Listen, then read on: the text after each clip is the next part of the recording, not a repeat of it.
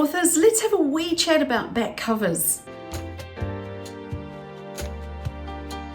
Now, I've got two books here, both of which I have recently been excited by. One of them is a book done by an American author named Dr. Casey Means, and I read this book because I really liked the way it was laid out on the back. It explained to me exactly what the book is about. It's got good additional use of color, and my eyes went all the way down the page. There are bullet points, there are pieces of information from people who have read the book and endorsed it. So it's got all of the right elements in the back. And so I not only bought the ebook version, I bought the print version as well.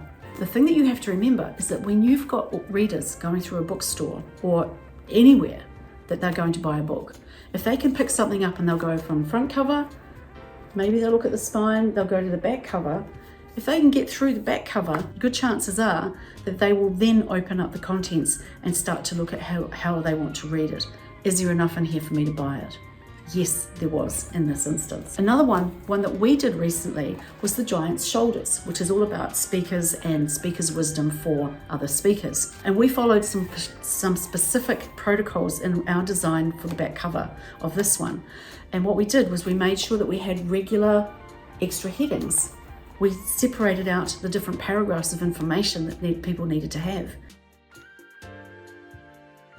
We had a really good spine, which was just wide enough to have what we needed on the spine, because most books that are relatively unknown are by people who don't have the funds, in many instances, to pay for front spacing on a bookstore shelf.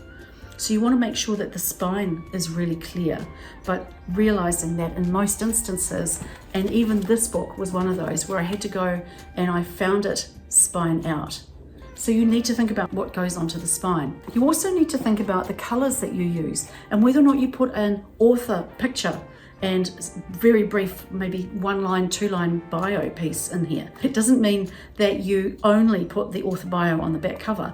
You really want to put a snippet there and then put the rest of the information at the back of the book, because people want to know about who this person is. If they can see on the back cover, this person has done this many books or is an authority in this particular field, then that's more likely to encourage them to look further at buying the book. With ebooks, of course, you don't need to have a back cover, but you do need to still have really good descriptions. And a lot of what goes on the back cover of a book is the same as what you'll find on the description piece on Amazon, for example, or the bookstores. So you need to think about whether you've got good keywords in there, whether you have got good descriptions. And there are ways of writing good promotional material that not everybody is a great writer of. So often it's worth paying a good copywriter to write a good description of your book, especially if you're also going to then do press releases. So you want to pay particular attention to how well you have developed the back cover of your book, what goes on it. The best thing I can recommend that you do before you go any further is pick up a lot of books, go into a bookstore, see what other people are doing. What do you notice that works? What do you notice that doesn't work? I'll leave that with you, but if you get stuck with this, please reach out. And again, we've got lots of resources on our website that will help you identify the things that need to go on the back cover. So if you get stuck, let's have a chat.